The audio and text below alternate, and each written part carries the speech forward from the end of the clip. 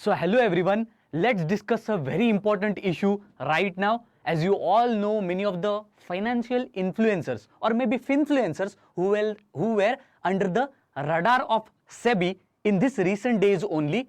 Now SEBI has again showed everyone that SEBI actually rules the Dalal Street. What has happened is nothing but SEBI has banned a finfluencer or maybe a platform which is named as the Baap of charts, which was doing nothing but it was calling itself an educational platform but still recommending through its different courses of different stocks as well as where it's whatever people or maybe subscribers are there in where stock market, in which stock they can actually apply or maybe they can buy. So they were giving some assured returns and hopes to their clients, and therefore SEBI has banned this app, and at the same time even SEBI has fined the Baap of charts, this finfluencer or maybe this platform, for the 17 crore. Now what is this whole topic about? Let's try to understand.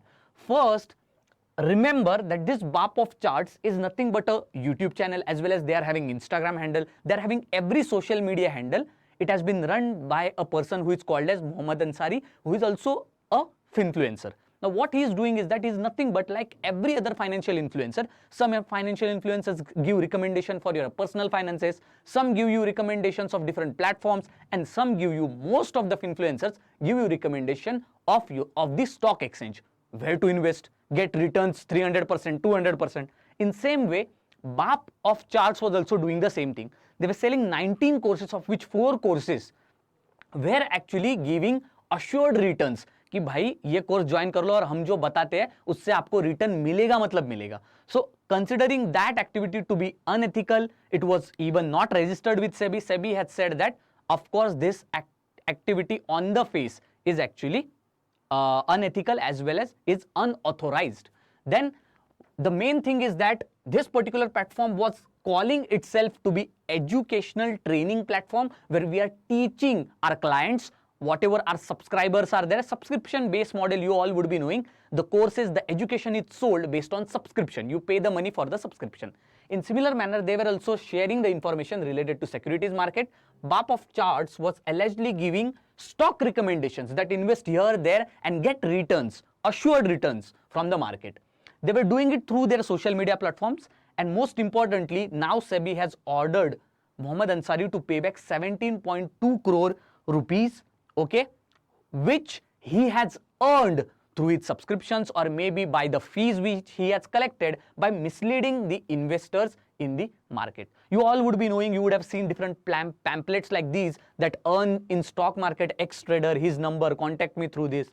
Apart from that, you may be also knowing about subscription model where a person is providing educational service to you, but under the garb of which he is also recommending the stocks to you, he is recommending products to you, he is recommending and changing your activity or maybe your spending of money and your decisions based on his service. And that of course is the subscription model.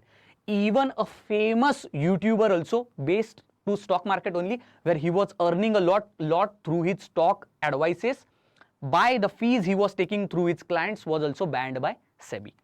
In similar fashion, let us try to understand more what has happened in context of this particular news. So Baap of chart, what has happened is that he is a influencer. I already told you they were offering educational courses and they gave recommendation and advice. They offered 19 courses, and most importantly, educational courses, they are to give you information, but under that they were giving recommendations. They were giving guaranteed and assured returns also, that take this stock, you will get 300% return. Take this stock, I'm guaranteeing you 200% return. Now that becomes unethical practice and also stock recommendation given by people who are not registered to the SEBI. You all would be knowing that this already SEBI came up in this recent days only, that financial influencers which are unregistered, they cannot give investment advertisement activities and neither they can give recommendation. So overall, if you see, now SEBI has said that this particular influencer as well as his all platforms, social media, their activity prima facie is fraudulent. Apart from that, you all would be knowing the real status, what happened. Recently, what SEBI proposed was, apart from registered whatever registered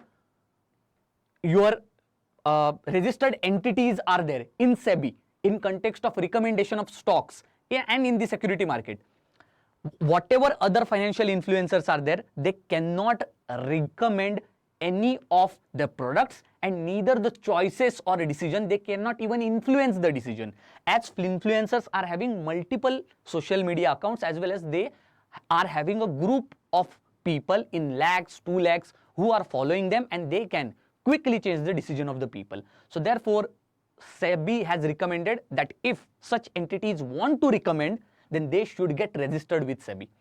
There was also a case study where various Finfluencers had recommended a portal which was Vault, which was a cryptocurrency portal. Just a case study was that a person from Madhya Pradesh, by just listening to these Finfluencers, invested 60% of his life's earning in Vault. And what happened? Vault recently had suspended withdrawals of all the money from its account, and therefore this person has lost his 60% of earning of his life. So this is how overall your just one advice can destroy someone's life, and that is why SEBI is making the changes. What are the changes? Simple. SEBI has 2 types of entities which are registered for the recommendation: registered investment advisors and research analysts. Registered investment advisors should have, of course, postgraduate degree as well as 5 years of experience in the same domain. Research analysts should be registered with SEBI and they have licenses. Even if a financial influencer, if he is working with research analyst, then also he should have 5 years experience. And if this is not the case, apart from these 2, if you are recommending something, then of course SEBI will hold you down. The point is you have to get registered with SEBI, and only after that, if you get registered with the SEBI, of course you cannot give any recommendations. If you are not registered investment advisor or research analyst, and neither you can even give recommendation of your products also financial, and neither you can influence the decision of the overall community who are following you. 2 shortcomings were there when financial influencers were ruling the market. First was they didn't had any qualification. They could randomly tell you registered on Zerodha, registered on any of the platform, and at the same time they didn't follow the code of conduct, or maybe it was not an ethical practice, right? To get the guidance from a proper person who is qualified, educated and licensed, that is what SEBI was expected in the securities market. So overall, this was the discussion which we did today. So now SEBI is coming with more stringent actions.